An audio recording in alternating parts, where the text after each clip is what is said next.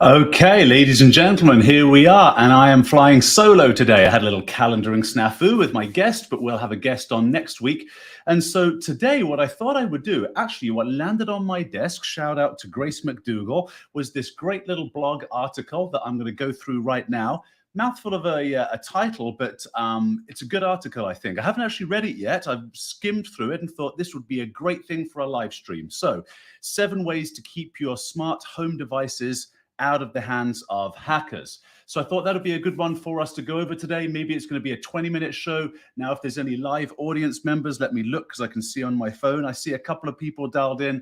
Please comment, questions, anything you like. Thumbs up, thumbs down, really doesn't matter. But I think this might be an important one for us, and I'll try and segue it into corporate cybersecurity needs. But if anything, this will be great for at-home users. It'll be great for employees who are at home, also using the corporate network. And so think about all those IoT devices that are at home that now, with the work at home model that has been built under the duress of the pandemic, in other words, not under the calm manner in which we would want to plan a cybersecurity event, like moving millions of people from a very secure work environment to a very insecure home environment, right? That's not the time you want to practice that drill. But we've just practiced it for the last 2 years. Here we are in March, in fact. March 2 years ago, when we first heard 2 weeks to slow the spread, let's lock everybody down. 2 years later, we're starting to come out of it.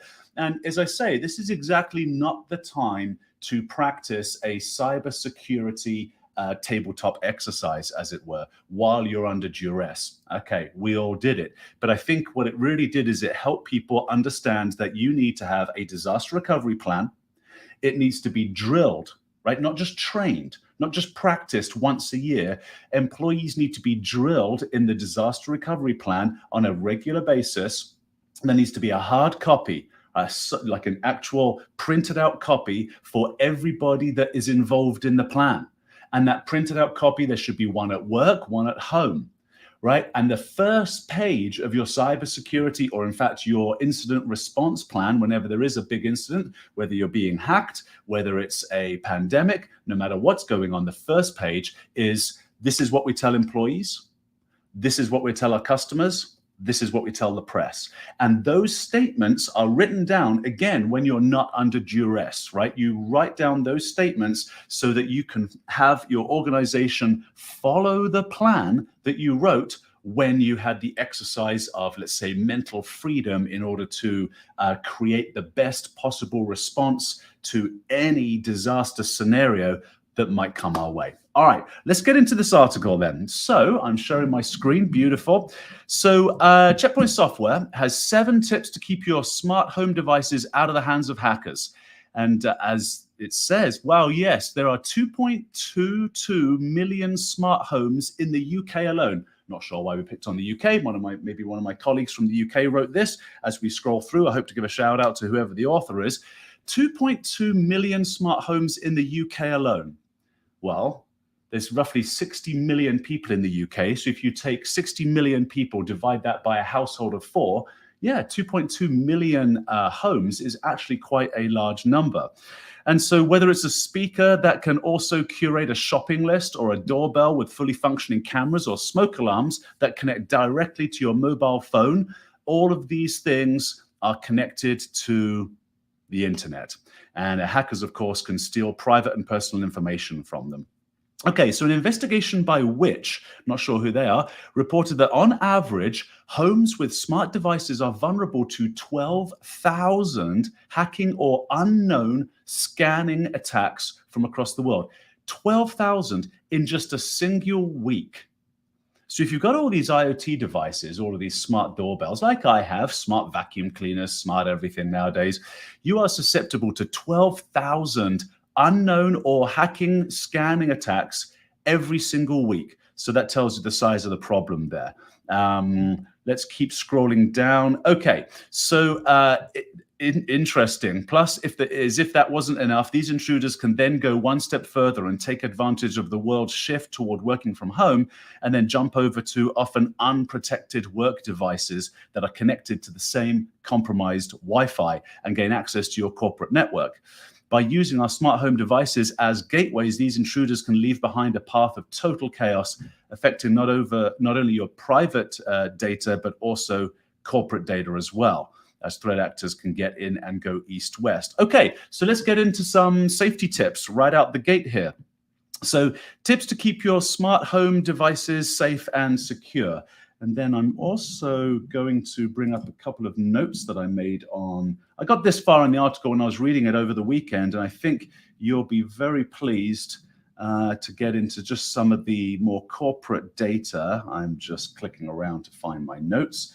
Wrong computer. I have so many screens open here, my friends. There we go. All right. So yes. So actually, yeah, this is interesting. So let's go through these 7 tips right now. Update software. Updating your software. Now, this is oftentimes for cybersecurity individuals listening, professionals, I should say, listening to this live stream right now, it's like, it's so obvious. And there's a fun little show, reminds me of the UK, although I've been out here for 30 years and sound like I'm still from the UK. Since this research was done in those 2.2 million homes in the UK, a funny little show is called IT Crowd or IT People. It's a Channel 4 show in the UK. And the first thing they say whenever the IT is, obviously it's a comedy and a spoof, but when they pick up the phone to any of the users in their organization, did you try unplugging it and plugging it back in again? That's what this is, updating your software. But oddly enough, this is something that we do have to remind people. People don't often even see the notifications on personal devices to update them. But then if you start thinking about things like your Ring doorbell, where are you getting that notification to update the software in that system? You know, I've got the Ring doorbell. I've never once from the manufacturer seen an update request. And I've had that device for several years. I can't imagine that there wasn't a software vulnerability that has been discovered in it that needed to be updated in the last couple of years. I can't imagine that wouldn't have happened. So that's a very interesting one. And actually, yeah, our robot vacuum cleaner, right? One of these Roomba vacuum cleaners that robots around and just plugs itself in and sends all that information up to the LG cloud, which is exactly what it does, by the way. It passes the dimensions of your room in order for the battery's efficiency to be enhanced. What the robot does is it moves around your house vacuuming, but it tries to do it in a more efficient manner so it can get more vacuuming done on one singular charge, right? That's great, very smart, as we like to say. But all that information needs to be analyzed somewhere. So it gets sucked out of the vacuum cleaner through my Wi-Fi and out to LG, the manufacturer, into their cloud. And they use that big data. Everybody wants to hold on to big data because they have no idea how valuable that data is going to be in the future. So remember that whenever you're submitting data or whenever you are the unknowing and unwilling to recipient of submitting your data, like with your robot vacuum cleaners, for example, right? Whenever that data is being submitted, that corporation is going to attempt to hold on to that data forever because so many corporations today realize how much money is to be made in data mining, all of this big data stuff, that they're just holding on to it. And they don't really know what to do. They don't really know what to do with this data, right? I understand that LG needs to have data in its cloud in order to create algorithms to make the robot vacuum more efficiently.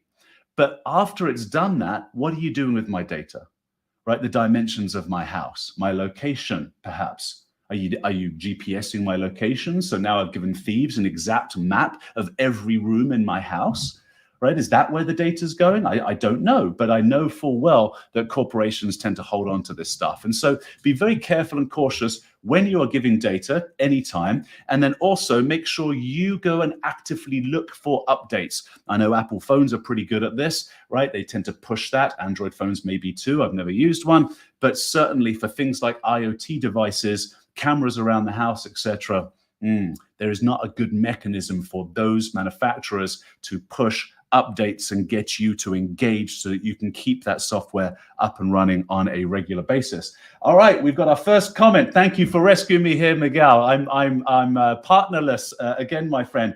This is Miguel, awesome colleague. Hey, shout out to you, Miguel. So Miguel and I had a lunch a couple of weeks ago, and I'm in awe, my friends. I hope I don't embarrass you again here, buddy, but I am in awe of so many of my colleagues. Miguel immigrated over here from Colombia with a great education and started, at rock bottom in tech support, and has moved his way up to becoming an outstanding cybersecurity engineer over a 15-year period, just grafting. And listen to this, my American first language English friends, did it all in a foreign language. So good luck, right? If anybody's complaining about how difficult life is, try doing everything you do in a completely different language. So Miguel is jumping in and saying the average number of connected devices per household is 50. Do you know, I'm acting surprised, but if I really think about that, already off the cuff, I realized while I was reading this, doorbell, vacuum cleaner, cameras, kids stuff, lots of kids stuff, like little robots that just squeak and squeal and say fun things are connected to Wi-Fi. I don't know how many of those I've got. So you're right, man. I would imagine 50 is the actual number. So yeah, that's tough. And so keeping that software updated, good thing. All right, number 2, set up a standalone Wi-Fi network for your devices. This is actually an interesting one, right? So most routers will allow you to create a separate network for your smart home devices. This might be a little technical for at-home users, but you know what? Most of my audience listening to this in the archive in the future is not the average at-home user. So maybe you can put a documentation together. It certainly is in your best interest because you don't want your corporate network to be compromised based on employees working from home. So maybe there's something you can do to help out here. Maybe there's something we can do to help out too. I mean, this is a great blog article to help those home users. And so let's get the information out there. Tap me on LinkedIn. I'd be happy to put it together. But what we're asking here is our Wi-Fi networks can create a separate one for smart home devices, which will create more obstacles for hackers to overcome when trying to access your devices. So listen, there's an old principle in security, and it was true before the internet with cybersecurity, and it's still true today. If you can build a castle around your precious stuff and your neighbor has not built as good a castle, where are the thieves going to go? Right? They're going to go to the low-hanging fruit. You put bars up on your window, you put a Ring doorbell camera on the front, you put a couple, even if they're fake cameras around the house, and your next door neighbor doesn't have any of that, they're going to go next door. So, that's likely a good one for you to do anyway. Just make it an extra hop for threat actors to jump through. And, it's the human condition. Everybody's lazy. And especially when you're involved in crime, typically you want to get rich quick scheme. So these people just can't be bothered to jump through that extra hoop. Level up your passwords. Number 3. Oh, that's great. Yeah, passwords are the bane of everybody's existence. Okay, I'm going to help you out here. I've got a great little idea with passwords, because it turns out that the guy that actually set this entire course of history on alphanumeric passwords that nobody can remember, I think he actually wrote an op-ed as an apology. I think that guy actually did apologize. You know what? We're going to Google this in real time right now. Let's have a look here. So what shall I Google? Inventor of alpha. There you go. Beautiful. Okay, so in gizmodo.com, never even been there. Let's have a look.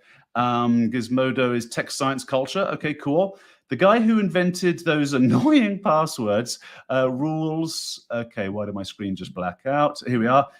Password rules now regrets wasting your time. We've all been forced to do it. This is from 2017, so I thought so. Okay, we've all been forced to do it. Create a password with at least so many characters, so many numbers, special characters, maybe an uppercase and a lowercase. Guess what? The guy who invented these standards nearly 15 years ago now admits they're basically useless, and he's also really sorry. Oh, man. The man in question is Bill Burr. Bill Burr's a comedian. Maybe he shares the same name. Bill Burr's a fantastic comedian. He'd have a lot to say about this. If he's the kind of guy that drives him nuts whenever things like this happen. I've got a comment here by Antoinette. I'm going to bring it on screen again. Yeah, you're watching. Oh, it's the IT crowd. Thank you, Antoinette. I'm sorry it doesn't say your name. Sometimes the systems I use obfuscate that. But this is Antoinette Hodes. I think I'm pronouncing that correctly. Have you tried turning it off and on again? Love the IT crowd. Don't forget smart fridges, TVs. Right. Oh, right. Yes, of course. I've got one right next to me here. Dishwashers. Yeah. Indeed, a separate untrusted Wi-Fi hotspot for those devices and block all connections imitated from the internet. Little technical, I think, for the average user, but you're absolutely right. And if we can help people with this, if anybody's listening to this in the archive a little later, why have I got this ad? In the archive a little later, by all means, find me on LinkedIn. I'm really easy to find. Edwin-Eddie Doyle Manhattan. I'm the only one that comes up. And we'll help you with this kind of stuff. And I'm sure Antoinette will as well. And so, yeah, keep the questions and comments coming, please. So, Bill Burr, not the comedian, former manager at the National Institutes of Standards over at NIST. In 2003, Burr drafted an 8-page guide on how to create secure passwords creatively called the NIST Special Publication. Yeah, you see, this is a... Look at this already. I'm just glazing over. So it's no wonder that this person put this system together. This became the document that would go on to be more or less dictate password requirements on everything from email accounts to login, blah, blah, blah. All those rules about using uppercase letters, all those are because of Bill. Okay, this is a little harsh. I'm guessing Bill's not very popular. And Antoinette's jumping in saying initiated, sorry for the typos. Yes, yeah, no worries, and happy to help out, of course. So I don't know who you are, but you're wonderful, because cybersecurity professionals, we're in this thing just to keep the world safe. And people, unfortunately, just, aren't as technically minded, let's say, just get victimized all the time. So I've found most citizens in the cybersecurity field, just like Antoinette right here, happy to help out. There's a ton of us in the community, so reach out anytime for challenges with this. So let's get back to Bill, who I think is getting a bit of a roasting here. The only problem is that Bill Burr didn't really know much about passwords back in 2003 when he wrote the manual. Ouch, that's a burn. He certainly wasn't a security expert. Another burn. And now the retired 72-year-old bureaucrat wants to apologize. Oh, my word. Yeah, this is a tough one. And this is what Bill's saying. He's quoted in this Gizmodo article, "Much of what I did, I now regret," recently admitting that his research into passwords mostly came from a white paper written in the 1980s, well before the web was even invented. In the end, this list of guidelines was probably too complicated, or probably it was too complicated for a lot of folks to understand very well. And the truth is, it was barking up the wrong tree, because, and they're right about this, the math is not wrong. Simple math shows that a shorter password with wacky characters is much easier to crack than a long string of easy to remember words. This is from 2017. So why haven't companies like Facebook that force us to go through all this nonsense changed? I've known this for a number of years. Now I'm getting my beef is really getting going here, because they're absolutely right. It's easier for a computer algorithm to crack a shorter password with alphanumeric digits in it, and I think where this is going is than a passphrase, than a long string of easy to remember words. This classic XKCD comic, let's have a look at that, which is always a bit risky when you're live streaming, because I don't know what XKCD is, shows a simple words create passphrases that would take a computer 550 years to guess. Let's have a look. Okay, what is this? Okay, this is okay. Right, interesting. Okay, so there's a bit of math here, and it's probably a little bit small on the screen behind me. But basically what this is proving out is that a passphrase, which is easy to remember, such as "this is Eddie's password." Now, let's say this is Eddie's password. There's probably 20 characters in that. A 20-character password, "this is Eddie's password," which is really easy for me to remember, is a much more difficult password for an algorithm to crack than an 8-digit password with random letters that no one can ever remember. So yeah, this is a big one. Anyway, so this poor guy's getting a bit of a roasting. All right, fair enough. He, I think, deserves it. Sorry, man. You're 72 years old today. Thank you for apologizing. We appreciate it. And I know which article he was talking about from the 1980s. This was a bunch of serious lab coat kind of MIT brainiacs who were given a QWERTY keyboard, right? Here's your QWERTY keyboard. Create the hardest alphanumeric password to crack. And they came up with, obviously, using all of the letters. That's what you get when you give brainiacs a challenge. But the usability of it is impractical and obviously has been. Now, here's my little tip for passwords. So use a passphrase to be sure. And then here's what you do. Every word in the English language has a vowel or a vowel sound. Okay, every word has to have a vowel. That's why A, E, I, O, U are such important letters for people to learn and understand how to use them in sentence structure when we're kids in school. Okay, now when I say vowel or vowel sound, like the word buy, B-Y, right, doesn't have an actual written vowel in it, but it has a vowel sound. So the Y is like a U, for example. Okay, so here's what you do. Because every word in the English language has a vowel sound, you only need to remember 5 digits. So because we've got to satisfy the Facebooks and Twitters of this world that haven't caught up with, 5-year-old research and still insist on using an alphanumeric password for us, here's what you do. You've got 5 letters that you need to remember, and you can exchange them for arbitrary symbols, like an exclamation point, like a, whatever that funny hat thing is, an and symbol or an asterisk or a parenthesis. Okay, so take those 5 vowels or vowel sounds, and you just have to remember that the letter A corresponds to a bracket, right? The letter E corresponds to the dollar sign. Whatever, doesn't matter. As long as you remember them and they're arbitrary, so there's no way for somebody else to work this out. Just exchange those. Now, this is Eddie's password.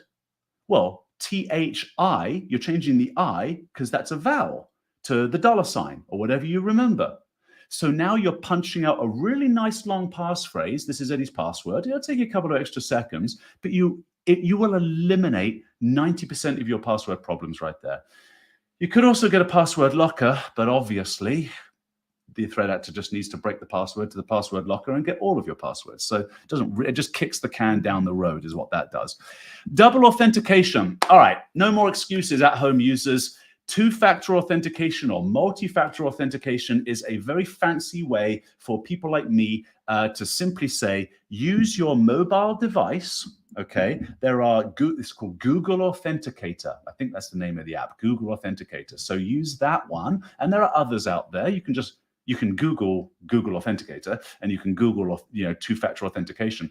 And then you're probably already using it for your banking, actually. The banks have been pushing this a little bit hard here lately. So you can put two-factor authentication on your Gmail passwords, on your Facebook accounts and all this kind of stuff. And so you should. It's not that difficult. All that really happens is once it's set up, and again, reach out to us. We'll help you with all this kind of stuff. Once it's set up, all you basically do is when you're logging into your Instagram account from a new machine, it's going to ask you, hey, is this really you? I'm not sure if I can trust you. And so I'm going to send a little code to this app on a trusted device that I already know you have, because you would have set it up in advance. So you would have set up your phone, right, with a phone number. And obviously on that phone, you can also access your email. And so, and there's an app called Google Authenticator. And the Authenticator app will give you a random bunch of numbers. I think there are 6 numbers in it, so that when you go to log onto your Instagram and Instagram doesn't recognize this new laptop you've got or some other device, or if it's a threat actor on the other side of the world, it's going to send a code to your mobile device. And unless that threat actor on the other side of the world has managed to fly and steal your phone and unlock your phone and keep it unlocked, so the probabilities of success again for that threat actor go way down, and they're moving next door to the house that doesn't have the castle walls built around it, okay? So that's how you use the Authenticator app. It sends a code, you punch in the code, and then boom, your Instagram lights up, and you can tell it to trust that new device if you want to. Or if you're using somebody else's device, don't trust that device, and they'll never be able to log on to your Instagram account from that computer at all. Again, probably very good for teenagers sharing devices. Otherwise, it's a great best practice. Don't share devices. Okay, encryption, ensuring that your router is using the highest level of encryption might be a little tough for people, but you could certainly call your telco and give them a hard time and tell them to make sure that this thing's working well and highly encrypted. I think you could maybe push that responsibility onto them. Well, good luck talking to telcos. This in turn will add a layer of protection for your router and your smart devices. Definitely do this. Change the default password on your router. Most people haven't done this. Telco guy came to the door.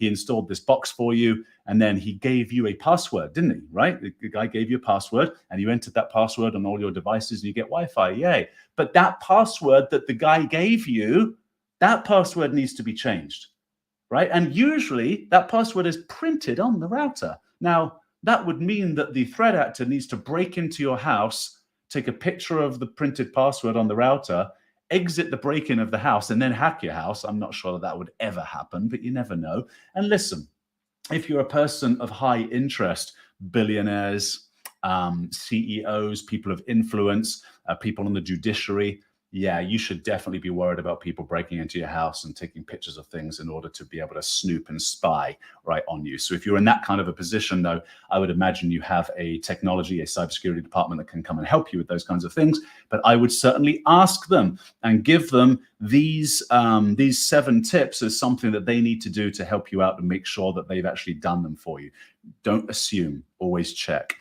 Lastly, keep your work devices protected. So that's right. So basically now, you're working from home. There's a lot of technology that can be used to keep mobile devices secure and keep obviously your laptop secure. We in fact have a lovely little piece of engineering that's very, very economic for people called Zone Alarm. So you can go to Zone Alarm. Let's see if we can do this right now. Right, I'll show you where our Zone Alarm products are. This is for home users. Alarm, and then we're going to call it a day, my friends. All right, here it is. So Zone Alarm. So this has amazing technology from Check Point in it. So, we are the 900-pound gorilla in our space. And so we take these massive multi-million-dollar boxes and technology and software, whittle it down into great little technology here that you can certainly use. And look at this, right? $30 a year.